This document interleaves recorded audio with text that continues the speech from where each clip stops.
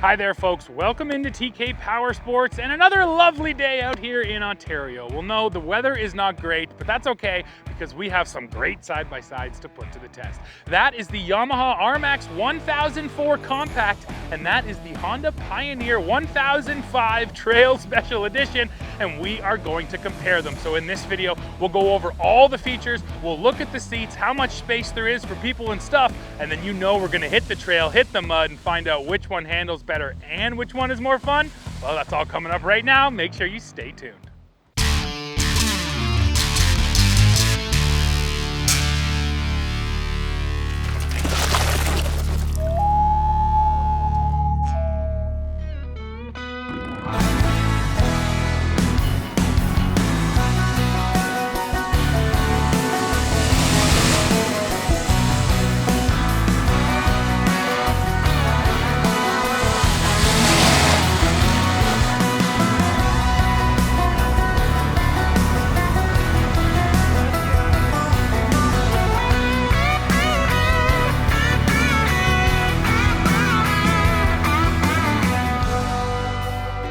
Let's start by comparing the size, and yes, I will tell you right off the top that the Wolverine RMAX here is the larger unit. It has a length of 128.1 inches. It's about 10 inches longer than the Honda. Width comes in at 66 inches, but that's overall vehicle width. The stance width, or otherwise known as how wide the tires are apart, that comes in at 64 inches. Now the overall height here is 83.1 inches, while the wheelbase on the Yamaha is 90.2 inches. That is exactly 10 inches more than on the Honda. Ground clearance for the RMAX comes in at 11 inches, while the wet weight on this Yamaha comes in at 1,993 pounds. So I went over the size discrepancies, and yes, the Honda is the smaller unit. Now I just want to talk about the specific models we have here, because from Yamaha, this is the RMAX 1004 Compact R-Spec. Now, the naming changed over here at Yamaha for 2025. They now have the RMAX 2, then there's the RMAX 4 Compact, and the 2 and the 4 mean 2 seats versus 4 seats. And then you get the RMAX 4, which is a much longer unit, which features 4 seats and a dumping bed. So this RMAX 4 Compact is now the middle unit in the RMAX range, and we have the R-Spec, which means this is a base model, which is the exact opposite of what we have over here, because this Honda is the Trail Special Edition, so it gets all kinds of accessories directly from the factory. Things like this windshield, a winch up front, it gets some interior lighting, a full stereo system. So you're gonna notice those differences throughout the video, but still it'll be interesting to sort of compare. Does it matter that this one is top trim, or does it matter that that one's base? Yeah, it'll still be interesting to have those conversations. Now let's talk about performance, and we'll start with tires and suspension. So over here on the Honda, we have a set of 27-inch tires, while over here on the Yamaha, a set of 29. So yes, larger rubber over here on the RMAX, and you're getting more suspension here. Travel on the Yamaha in the front is over 14 inches. Travel in the rear is just over 13 inches, while travel over here on the Honda is 10 and 10.5 inches rear and front. So yes, the Yamaha also has more suspension travel. One thing that is the same though is right down here, and it's the actual shocks themselves. These are both Fox QS3 shocks, so I can reach in here and adjust the damping. There's 3 different levels, and you can make sure that you adjust it to work for you. Let's talk powertrains now, and the engines here are the same. They're both 999cc twin-cylinder 4-strokes, but the power is not the same. The RMAX is putting out a little over 100 horsepower. The Pioneer is putting out about 80 horsepower. Now, one of the big differences here is the transmission. So the RMAX still uses a CVT. That is a belt-driven transmission. That is traditionally what side-by-sides and ATVs have used, and what the majority of them still use. And then over here at Honda, we have a real gear-on-gear 6-speed automatic, and this is a dual clutch transmission. Honda has always done this. It's one of the things that sets their units apart. They don't go for that CVT, and it'll be interesting to really feel the differences between the belt and the actual dual clutch over here. Now, talking four-wheel drive systems, over here in the RMAX, we finally have turf mode. Yamaha never had a turf mode before. The rear differentials were always locked in these models, but for 2025, you can now unlock your rear diff, And I think that's important. Sometimes you just don't want to tear up the ground underneath you. Maybe you're just cruising around your house. Well, now you have that option. Then this model, you can just lock the rear diff, or you can lock up both differentials. Yes, there's a front locker here. Over here in the Honda, we have turf mode still. You can lock up your rear diff, and there is no front diff locker on our Pioneer 1000. You can get a front diff locker on these models, but we don't have one on this model here today. What comes here is Honda's intelligent four-wheel drive system, and they say that system is going to get the power to the wheel that needs it. And once again, it'll be interesting to feel how that works out on the trail. Okay folks, now it's time to go for a ride. We're going to start here in the RMAX, and of course we have to start by feeling the power. So I've got it in four-wheel drive. Now what's interesting is this RMAX 1000 does have D mode. You can see it down here on the screen. That's drive modes. But in our R-Spec base model, we can't change the D mode, so it's stuck in trail mode. Now you can get an accessory rocker switch, which will install down here in your interior. And if you do that, then you can change between trail, rock crawl, and sport mode. But we don't have that. It doesn't change the overall engine output, it just changes the throttle mapping. Trail is sort of in the middle, so that is good to know. And yeah, got her in high, brake off, let's nail it and feel the power.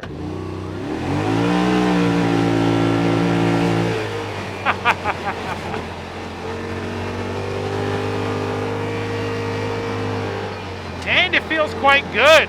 Now because I know what the D mode switch does, I can tell you that it doesn't feel as aggressive as one of these engines when they're in sport mode. You just get that, you know, harder hit off the line. But that's what you feel here. It takes sort of a beat to spool up or to get that transmission into the right spot, and then suddenly you feel this big rush of power.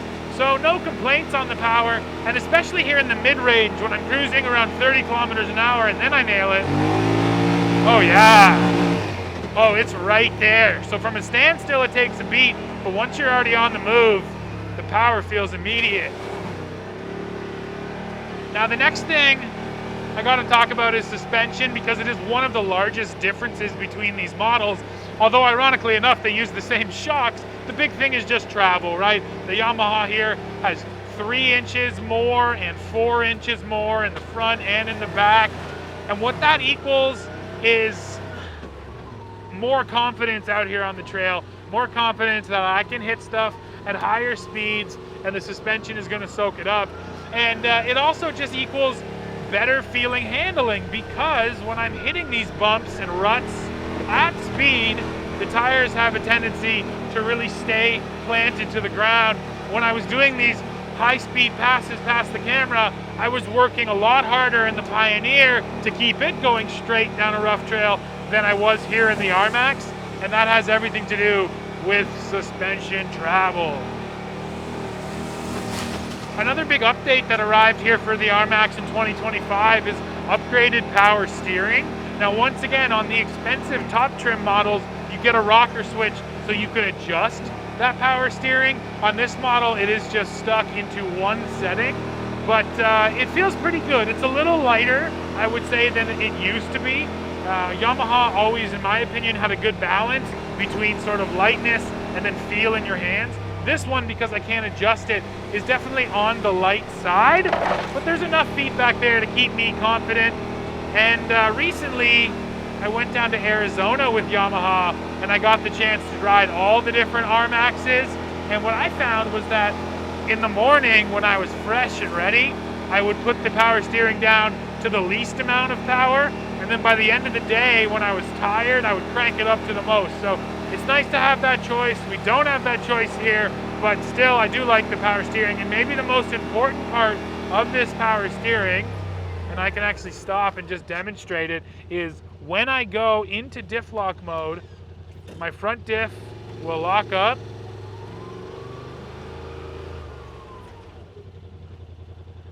Still trying to lock, see down here on the screen.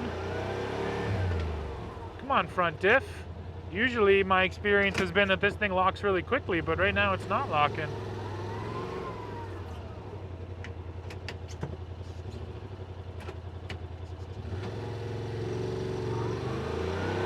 Should I turn it a little bit? There it goes, finally locked up. Sometimes you still gotta work it around.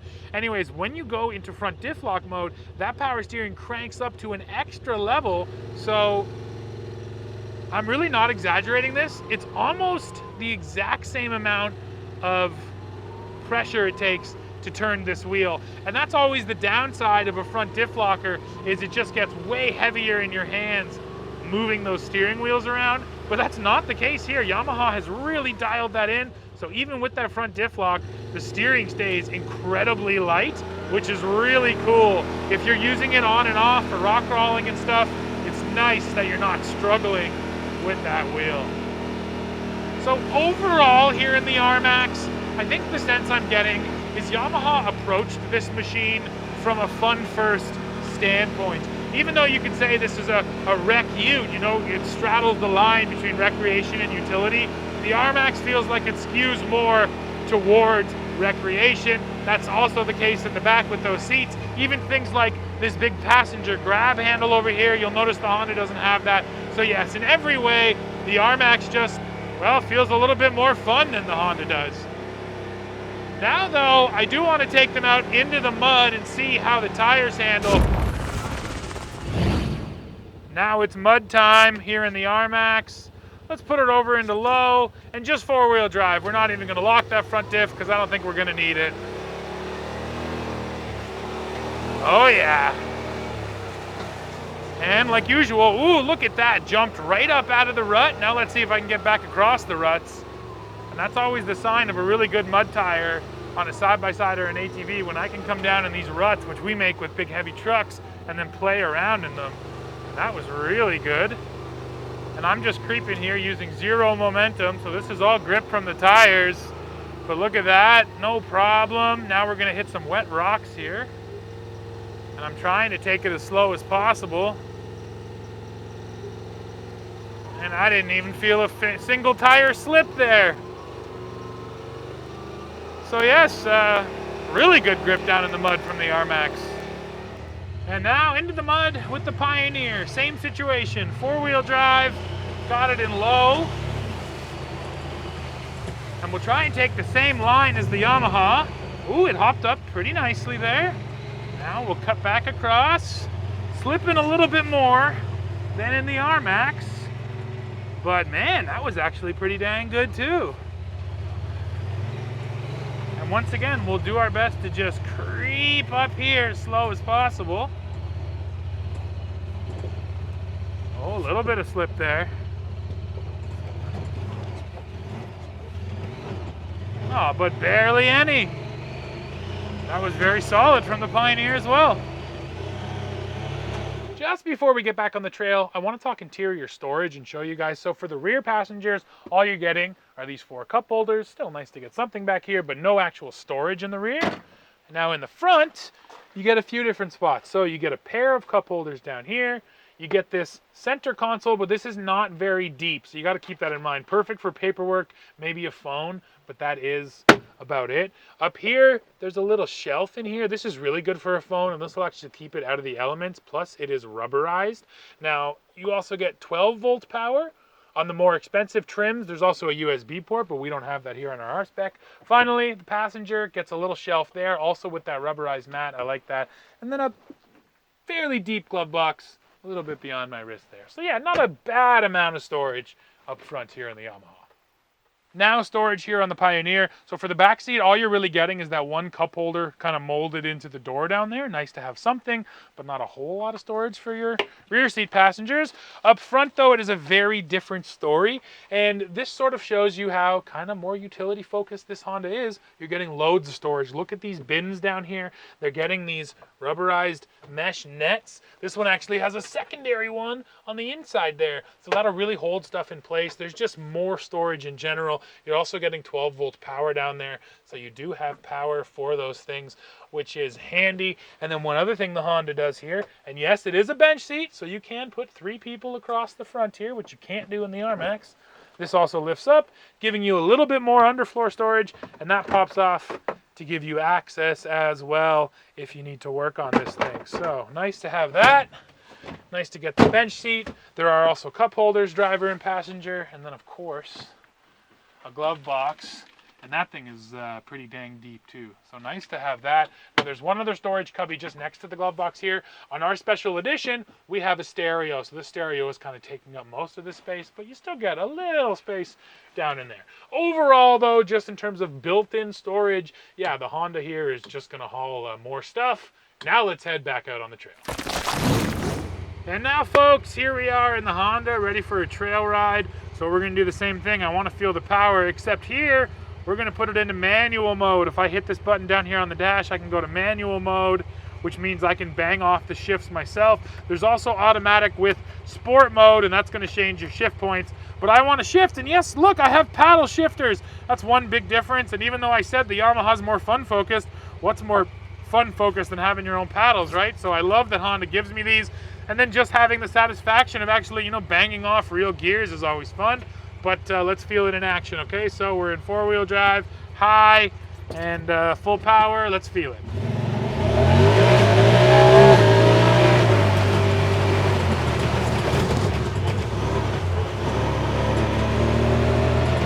And I gotta tell you folks, right off the line, I think the Honda hits harder. And again, this is what I was saying in those ruts too.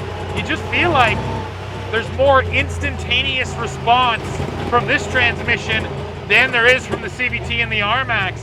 I get the feeling the Yamaha would win in a race overall, but right off the line, the Honda might take it.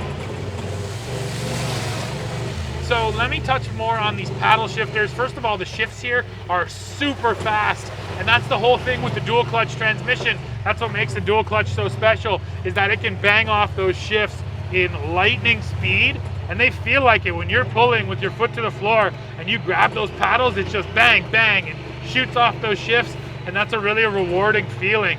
Now I will say that when it's cold, when you first start this Pioneer up, yes, it can take a minute before the transmission fluid warms up and those shifts get so fast. Right off the bat, it's a little clunky. So yeah, give it a minute to warm up, maybe 5 minutes, and then the transmission really shines. So now let's talk suspension, overall handling. Here I do not have any adjustment with my power steering, and I would say it's about the same as the Yamaha. It skews to the lighter side. There's a little bit less feeling in this Honda wheel though. The Yamaha had a little bit more feedback, gave me a little bit more of a sense for what the vehicle was doing through the wheel. The Honda feels a little bit over boosted, I would say. And then when it comes to suspension, the handling actually feels pretty good. It turns extremely tight, which I like to see. And when I huck it into a corner, it responds nicely. The rear end has plenty of power, so I can break those rear tires loose and steer with the throttle a little bit. I like to feel that. Yeah, overall, I'd say the handling is right there. It's just with the suspension travel that you feel the difference. When I'm running over these exact same trails I did in the RMAX, there's just much bigger bumps. I'm getting tossed around a lot more up here in the cab, and therefore I feel like I have to slow down a little bit more because I just can't take things with the same speed because of the travel. So that means it's a little bit less fun.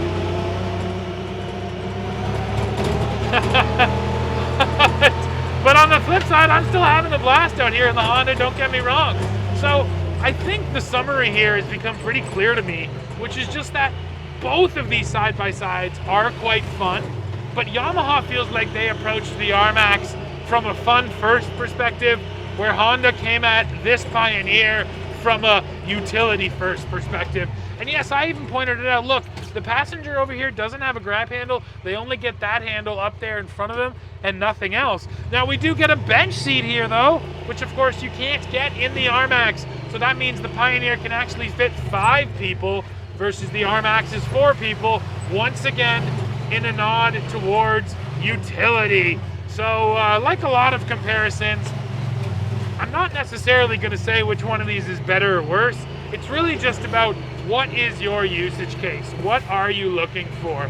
Although I love the responsiveness of the Honda's transmission, it's just straight up not as fun as the RMAX is. So if you're looking for a fun trail machine that can occasionally do some work, you probably lean RMAX.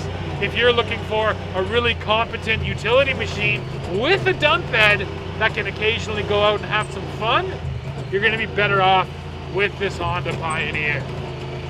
I want to touch on overall noise now, because I've even knocked the RMAX in the past for being a bit loud, but honestly, when I put my foot into this Pioneer, I'd say it's just as loud as the Yamaha is. And the one thing that the Pioneer is doing much worse is just in the rattle department. From behind me, I just hear more, things banging around and rattling. And that's just because there's more latches back there. There's more moving parts with the whole dump bed and convertible seats. So yes, when it comes to overall noise, engines here are pretty evenly matched, but the Honda just has more moving parts, more things rattling on it as I roll down the trail. Now it's time to have a closer look at the back end of both of these units, and they both sort of achieve the same thing, where you have a setup that's ready for people and then a setup that's ready for stuff, but they do it in very different ways. So first, let's look at the RMAX4 Compact.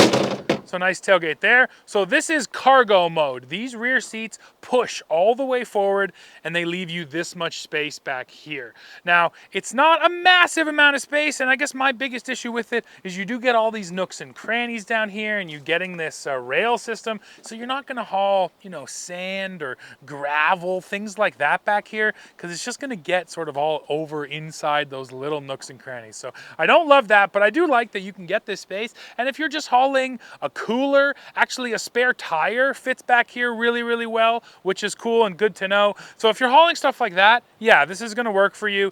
And the one nice thing here is you can also just do one of these seats, and I will show you while I'm standing here. These just slide back and they pop in like that. And then the seat bottom up here flips down. And actually this is a good configuration too. Maybe you just want enough space for a cooler right here, but then you want to have a passenger over here, you can do that. So that's the flexibility at the rear end of the Yamaha. Now let's look at the Honda. And certainly the biggest trick that the Honda has, that the RMAX does not have, is that this is a dumping bed. So very obviously, if you prioritize having a dump bed, the Honda is the choice here, because it's the only one that does have that dumping bed. Now let's take a closer look at this bed. Bed capacity here is 1,000 pounds. And it's actually a similar issue I have over here with the Honda as I did with the Yamaha. A lot of nooks and crannies, gaps and holes. So again, if you're hauling loose material, it's gonna get sort of down in there and fill up, and that's not gonna be great. But overall, just talking about bed utility, I would say this is a better bed. It's bigger, the walls are taller, you're not dealing with those back seats. So yes, the Honda definitely has the utility part of things buttoned down pretty well. And actually, I'll leave that open because now, I'll show you the other trick here. So you have to open these side doors and you get these little jump seats. And they pop up just like that. And maybe I'll ask cameraman Liam to open that door for me. Yeah, it's just right up at the front. Because the doors have to be open, thank you, to pop these up. And then once they're up, you, oh, these guys were supposed to be pinned up here, but I didn't do it, so there you go. They're already down. So you drop those down, and here's your back seats. Now, obviously, with the Honda here, the back seats are compromised because they have to be able to fit down in that space, and I'll just climb in to show you. Not a ton of space, not a ton of leg room. The floor is very tall, so my feet are up tall and up high. There is an engine shroud down here too, so I can't really turn. I'm forced out to the side. So for a full-size adult, for a taller person, I stand at 6'2". This is just not gonna be a very comfortable seat. You do get a little handhold right here, but that's also about it for amenities. There's a little cup holder down on the door. Outside of that, yeah, not a lot going on back here for the passengers. So I would say the Pioneer favors the cargo and the utility side rather than the passenger side. Now let me go climb in the RMAX and we'll see how the back seats compare. I'll move this one back too, so that it's in full passenger mode.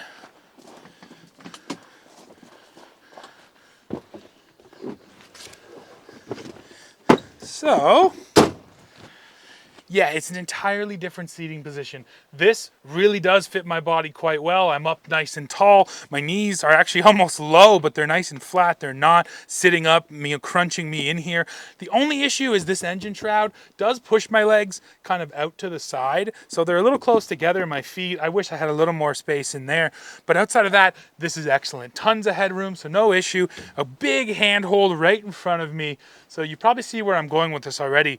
The RMAX definitely seems to prioritize hauling people. If you're hauling 4 people, this is going to be the more comfortable unit. If you really want to haul stuff, different types of cargo, the Pioneer will probably serve you better. But they're both going to do both things. You just have to choose which compromise works better for you. Well, folks, we have come to the end of this video, and even though we've had some bad weather, we did have some fun getting these things properly muddy. Now, let me hit you with the pricing. The Yamaha RMAX4 R-Spec over here is going to cost about $34,000 in Canada. This Honda Pioneer 1005 Trail Special Edition is just under $37,000 here in Canada. So it is more expensive, but you're also getting way more features here, so I think that justifies the price. Now, let me leave you with the summary on these units, and it's pretty simple. If you're looking to do hard work and occasionally have some fun, this Honda Pioneer is probably the unit for you. If you're looking to primarily have fun and occasionally do hard work, you want to go for this Yamaha RMAX4. And if you value those rear seat passengers, if you're having full-size adults in the back of your side-by-side, the Yamaha is also the clear choice. And finally, if you're asking me, yes, if I was laying my money down, I would also take the RMAX. The trail experience here is just so much more fun than the Honda that I think it would serve me well for many years to come. But now, folks, I need to hear from you. Why don't you drop in the comments? Let me know which one of these side-by-sides you would take. And of course, Honda and Yamaha both known for their reliability, so these should both last a very long time. But yes, drop down there in the comments. Let me know what you think. As always, while you're down there, don't forget to hit like, hit subscribe, hit join to become a member of our channel, and then come right back here to TK Power Sports to see what we're testing next. See ya.